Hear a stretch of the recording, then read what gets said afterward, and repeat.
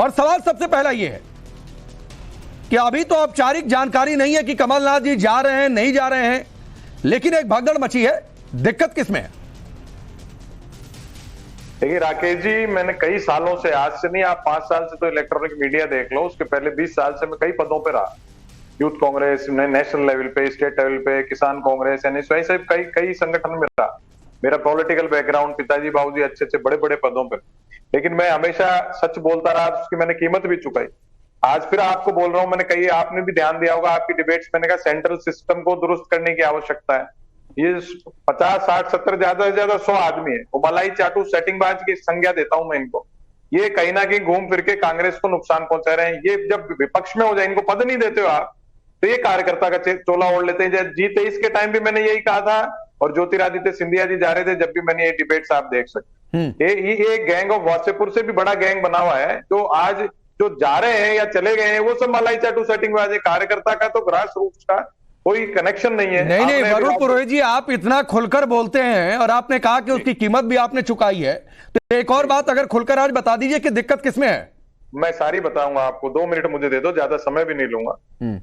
ये जो मैं जिस गैंग की बात कर रहा हूं, ये जब पद से हट जाते हैं तो एआईसीसी के जनरल सेक्रेटरी बनना चाहते हैं, या फिर सरकार आ जाती है कैबिनेट मिनिस्टर बनना चाहते हैं। और एक एलिजिबिलिटी क्राइटेरिया कांग्रेस में मैंने कई बार कहा, 3 बार जमानत जब्त कराओगे तो आपको राज्यसभा मिलेगी, CWC मिलेगी। तो ये जो एटीट्यूड चल रहा है सेंट्रल सिस्टम में, इससे कांग्रेस पार्टी का ये जो आप देख रहे हो ना सिस्टम, ये हो रहा है। दूसरी ओर आप बीजेपी देखो, सबको भ्रष्टाचारी उनको ले जा रही, तो ये तो कांग्रेस की सफाई, और इसकी बहुत बढ़िया, मैं धन्यवाद देता हूं बीजेपी को, ये लोग चले जाएं, लेकिन इनके स्थान पर इनके जैसे ही लाएंगे। अभी आपने राज्यसभा की लिस्टें देखी होगी, कोई 4 5 बार हारे हुए, 3 बार हारे हुए, उनको जगह जगह नहीं, तो आपके हिसाब से कमलनाथ जी अगर बीजेपी में जा रहे हैं तो भ्रष्टाचारी हो गए? मैंने किसी को नहीं कहा, मैं जिन पर आरोप लगे हुए भ्रष्टाचार के, या 4 5 बार 3 बार जमानत जब्त हो, या कांग्रेस को आराम से उन्होंने भोगा है कांग्रेस को, वो जा रहे हैं, तो कांग्रेस के लिए अच्छी बात है। लेकिन इनकी जगह जो प्लेस लेगा वो कांग्रेस का ग्रास रूट वर्कर नहीं ले रहा है। अभी राज्यसभा की जो सीटें मैं कह रहा हूं, वो उसी प्रकार के लोगों को फिर दिया जा रहा है। तो ये सेंट्रल सिस्टम का, अब सेंट्रल सिस्टम में कौन है, आपने नाम लिया, राहुल गांधी जी का जो सिस्टम है वो बहुत अच्छा काम कर रहे हैं, भारत जोड़ो यात्रा, लेकिन संगठन पे, कनेक्टिविटी पे, कार्यकर्ता से मिलने पे ध्यान ही नहीं। यानी दिक्कत राहुल गांधी में है, खुलकर बोल देता है वरुण पुरोहित जी। ये 2-3 मिनट जो लगा, आप 2 सेकंड में बोल सकते थे एक लाइन में कि दिक्कत राहुल गांधी में है, और आप शायद नहीं बोल पाए। अनुजा कपूर, जय श्री राम। और आज तो हमारे लिए वैसे ही बहुत ही खूबसूरत दिन है, क्योंकि आज हम सबको मोदी जी ने पन्ना प्रमुख तक, आज जो हमें एक आगे की जीत का फॉर्मूला हम लोग को मिल रहा है। ये फर्क है नरेंद्र मोदी में, जो एक नेता है जिसके पास नेतृत्व है, और जो इसकी अच्छी नीयत है, और एक एजेंडे के साथ नीचे पन्ना प्रमुख तक, बूथ लेवल तक जो सशक्त करता है, उसको नेता कहा जाता है। भारत न्याय यात्रा निकालने वाला नेता नहीं है, क्योंकि वो न्याय करते करते अपनी ही न्याय कर गए पार्टी का, और पार्टी के लोगों को यह पता चल गया कि कहां न्याय करते करते कहीं उनका न्याय ना हो जाए। तो इसीलिए ना नेता है, ना नीयत है, और ना नेतृत्व है राहुल गांधी जी का। आज उन्होंने ही लोकसभा को छोड़कर सोनिया गांधी जी राज्यसभा चल गई, तो दिखता है ना ग्राउंड रियलिटी पे, अरे कौन नेता ही नहीं, खुद सोनिया गांधी जी चली गई। तो आप देखिए उनका जो ये डर है, वो डर कितना वाजिब है, क्योंकि आप देखिए कि मोदी जी ने राम राज्य सिर्फ भारत में ही नहीं बात कर रहे, उनको ये सीखने के लिए भी डेलीगेट्स आते हैं, बात करते हैं कि वो भी अपनी कंट्री के अंदर राम राज्य कैसे लेकर आए।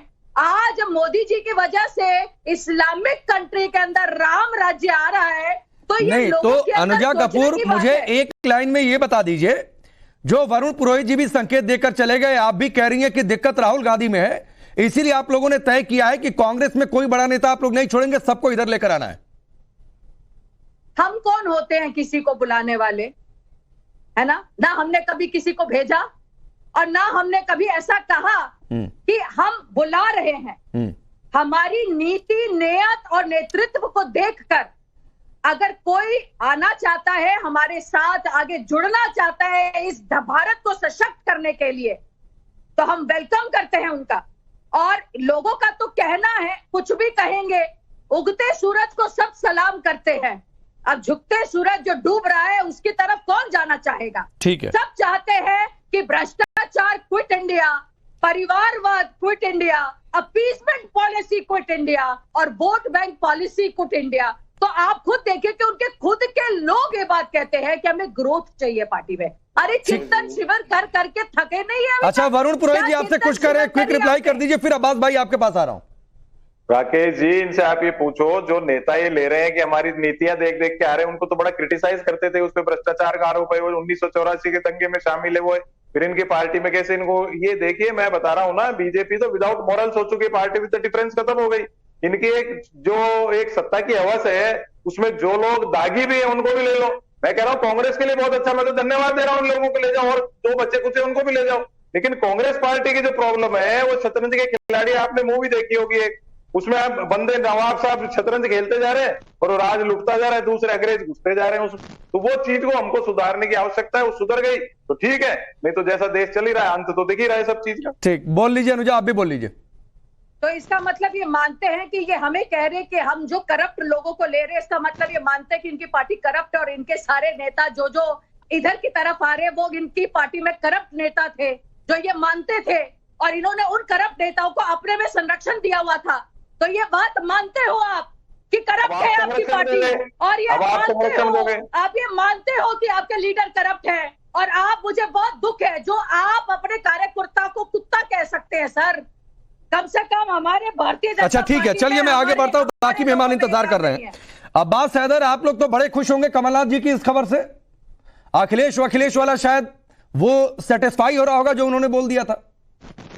देखिए राकेश जी, ये तो कांग्रेस पार्टी का इंटरनल मामला है, उसके ऊपर मैं कुछ नहीं कहना चाहूंगा, लेकिन मैं ये जरूर कहना चाहूंगा कि विपक्ष लगातार जो बात कहता आया था कि आप एजेंसियों का दुरुपयोग करके विपक्ष के नेताओं को दबाते हैं और भाजपा में ज्वाइन कराते हैं, आज इस पे मोहर लग गई। अगर ये घटनाक्रम सत्य साबित होता है तो किसने, अभी देश के गृह मंत्री ने मुझे लगता है मुश्किल से 3-4 महीने पहले कहा होगा कि जांच तेज भी हो सकती है। ये मैं कोट अनकोट करना इन्वर्टेड कॉमा में, किसके लिए कहा था? मुझे लगता है आज 3-4 महीने बाद उसके नतीजे सामने आ रहे हैं। देखिए जिस प्रकार से घटनाक्रम है, मुझे लगता है, मुझे तो ये जो भाजपा की प्रवक्ता बैठी हैं इनके साथ संवेदनाएं है मेरी। ये लोग कहां जाएंगे? देखिए एक कांग्रेस के नेता ने एक दिन पहले ज्वाइन करी, अगले दिन उन्हें राज्यसभा भेज दिया जाता है, लेकिन जो मूल भारतीय जनता पार्टी कार्यकर्ता है वो क्या करेंगे? कितने मुख्यमंत्री आज भाजपा के जो कांग्रेस या दूसरी पार्टियों से आए हुए हैं? तो ये भी एक महत्वपूर्ण सवाल है। जो असंतोष है भाजपा के कार्यकर्ताओं में, वो भी महत्वपूर्ण सवाल है। और बहुत स्ट्रांग वॉशिंग मशीन तो भारतीय जनता पार्टी के पास है। नहीं, वो सब ठीक है, ये वाली वॉशिंग मशीन मानता है, ये वाली वॉशिंग मशीन समय समय पर सबके पास आती रही है अब्बास भाई। ऐसा नहीं है कि आपकी पार्टी में दूसरी पार्टियों से नेता नहीं आए और आपने उनको राज्यसभा और दूसरी जगहों पर नहीं पहुंचाया।